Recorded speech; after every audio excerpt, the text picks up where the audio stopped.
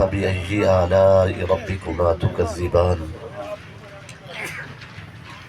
صدق اللہ مولانا العظیم. درود السلام پیش فرمائیے. اللہم صلی علی سیدنا و مولانا محمد وعلی آلہ و اصحابہ وبارک وسلم.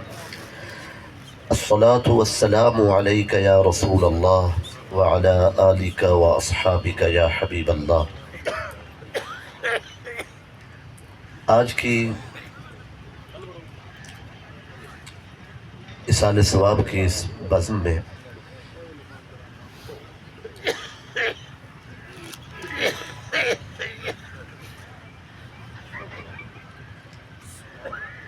ہم اس شخصیت کے ایصال ثواب کے لیے جمع ہیں جن سے ہم نے ایک طویل عرصے تک سرکار کی نعت اور اس بارگاہ کا ادب سیکھا ہے.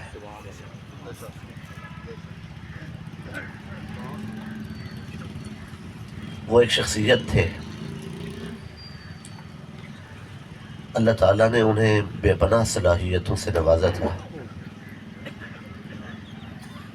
ہمیں ان کے والد گرامی کی زیارت کا شرف بھی حاصل ہے، لیکن جہاں تک میری معلومات ہیں وہ اپنے بھائیوں کے لیے بھی والد کا مقام رکھتے تھے. شجر سایہ دار تھے اور ان کی ٹھنڈی چھاؤں میں بیٹھ کے بہت سارے لوگوں نے تربیت کے مراحل طے کیے. ان کی شخصیت کے بہت سارے پہلو ہیں.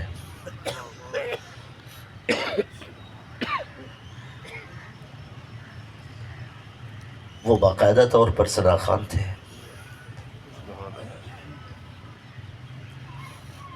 عمل کے سلسلے میں ان کا کردار ساری زندگی نمایاں رہا اور بہت سارے ایسے مواقع ہیں جہاں ہم گواہ ہیں کہ انہوں نے اپنی انا کی قربانی دی اور اس قربانی اور ایثار کے باعث بہت کچھ انہیں سننے کے لیے بھی ملا، مگر انہوں نے ہمیشہ امن کو ترجیح دی. وہ اہل نسبت تھے اور تاد مزید اس نسبت کی لاج رکھی. ہمارے آج بکثرت علماء کرام تشریف فرما ہے. استاذ گھرانے سے استاذ العلماء حضرت علامہ شبیر الحسن صاحب تشریف فرما ہے. مولانا احمد رضا اعظمی صاحب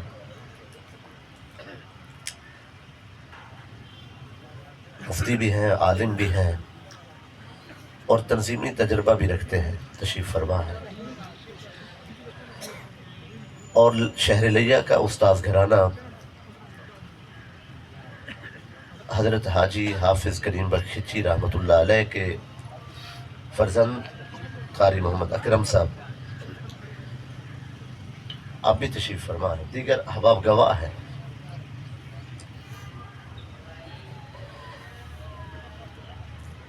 کہ میں سمجھتا ہوں کہ ہم جتنے لوگ کسی بھی بزم میں موجود ہوتے ہیں تو نسبت میں جو پختگی انہیں حاصل تھی شاید ہی کسی کو حاصل ہو. وہ اپنے مرشد خانے کی نسبت کی قدر و تعظیم کو حرف آخر سمجھتے تھے. مولانا محمد نواز نورانی صاحب تشریف فرما ہے. میں نام نہ لے سکوں، میری آپ معذرت قبول فرمائیں. شیخ محمد بشیر صاحب ان کے بالکل قریبی دوست تھے، ہمارے بھی محترم ہیں، ہمارے بڑے ہیں. ساری زندگی نظام مصطفیٰ کے ساتھ ان کی وابستگی اسے کبھی بھلایا نہیں جا سکتا. وہ یہ نہیں دیکھتے تھے کہ آواز کون اٹھا رہا ہے، وہ یہ دیکھتے تھے کہ آواز نظام مصطفیٰ کی ہے. سبحان اللہ. اگرچہ وہ نسبتاً چشتی تھے، لیکن چونکہ ان کے مرشد خانہ وہ اولاد ہے محبوب سبحانی کی، تو اس لیے سلسلہ 11ویں شریف سے، ختم قادریہ غوثیہ سے جو انہیں نسبت تھی، عمل کی نسبت تھی، علم کی نسبت تھی اور عشق کی نسبت تھی. میں نے ان کے بہت سارے حوالوں کا تذکرہ کیا.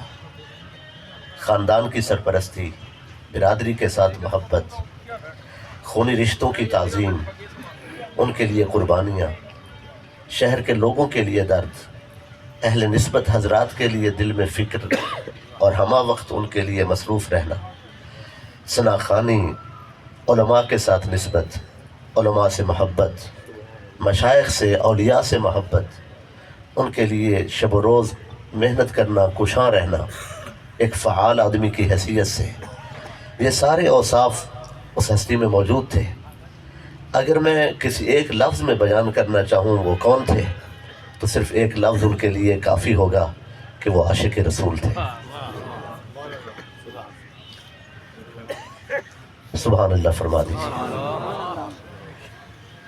ان کی یاد ہمیشہ ہمارے دلوں میں رہے گی، اور بے پناہ ایسے مقامات آئے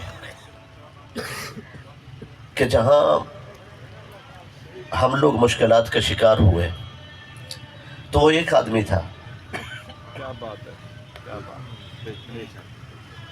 ایک آدمی تھا جو ہر مشکل وقت میں اپنے آرام کو اور اپنی تمام تکلیف کو بھلا کر وہ کھڑے ہو جاتے اور عید میلاد النبی، سبحان اللہ،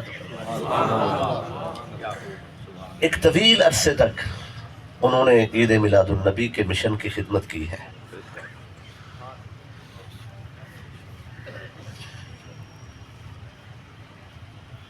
آج ان کے لیے میرے الفاظ چھوٹے ہیں اور ان کا قد بڑا ہے.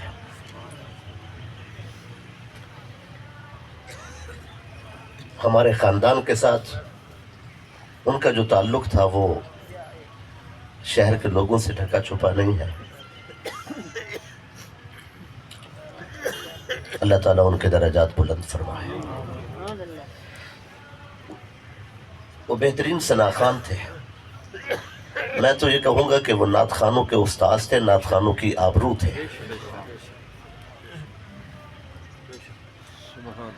ایک محفل میں ابا جی کے ساتھ حاضر ہوا، تو محفل کے آخر میں شیخ محمد ناصر صاحب علیہ الرحمہ آپ نے درود و سلام پیش کیا. میں نے ان سے کبھی نعت نہیں سنی تھی. بھائی جمال شہود صاحب تو اس حوالے سے بڑا تعارف رکھتے تھے، ہم نے انہیں بہت سنا ہے بچپن میں، تو انہیں نہیں سنا تھا. انہوں نے جب درود و سلام پڑھا تو بڑی سریلی آواز میں نے ابا جی سے عرض کی کہ یہ جو شیخ صاحب کے بھائی ہیں، مجھے نام اس وقت معلوم نہیں تھا. میں نے عرض کی یہ تو بہت اچھا انہوں نے درود و سلام پڑھا. انہوں نے بتایا کہ یہ بھی بڑے نعت خوان ہیں، یہ سارا گھر ہی نعت خوانوں کا ہے. محمد ناصر صاحب بھی نعت خوان تھے، بھائی جمال شہود بھی نعت خوان ہیں، ڈاکٹر صاحب بھی، سارے لوگ ہی نعت پڑھتے ہیں. لیکن حاضرین، یہ نعت خوان ہیں، وہ نعت خوان گر تھے، وہ ثناخوان بنانے والے تھے. بھائی محمد اختر قادری صاحب کو بھی ہم نے ماشاءاللہ، آپ کو تو سنا ہے، تو اور عزیزم محمد انوار سے، دونوں بیٹوں سے، بچے پیارے ہوتے سب کو، خاص لگاؤ تھا. آستانہ علیہ غوثیہ منزل پہ میں نے خود انہیں دیکھا، دعا مانگتے تھے، اللہ میرے بیٹوں کو بھی عاشق رسول بنا.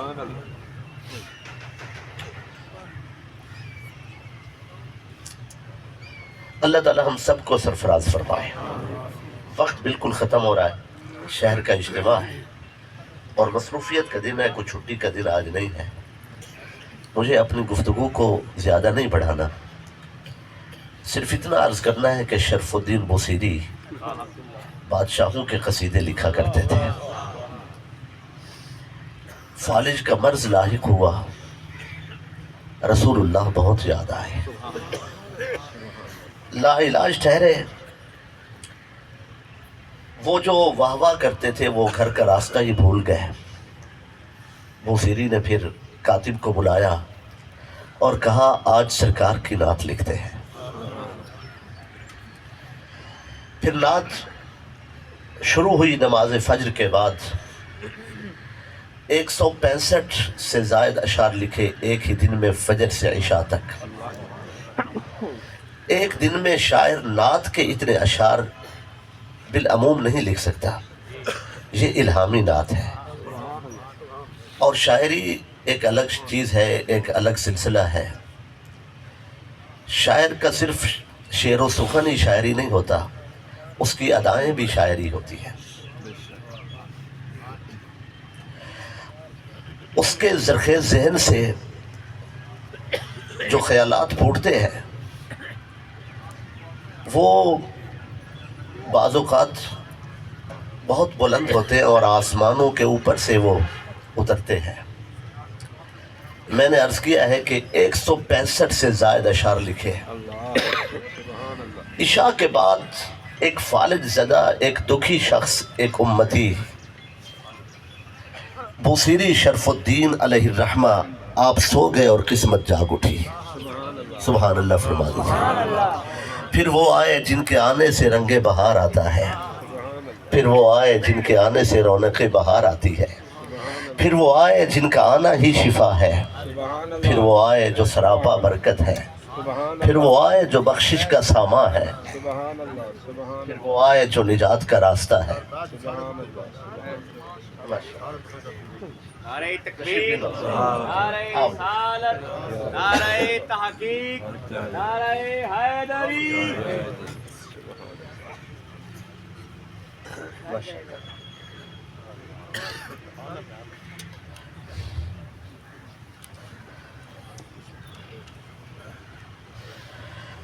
حاضرین، دعا فرمائیں، آپ جن سے محبت کرتے ہیں، آپ جنہیں چاہتے ہیں، جنہیں اپنا وارث سمجھتے ہیں، جن کے لیے دل و جان اٹھاتے ہیں، جن کے لیے باتیں سہتے ہیں، جب وقت آخر ہو وہ آ جائیں۔ سبحان اللہ۔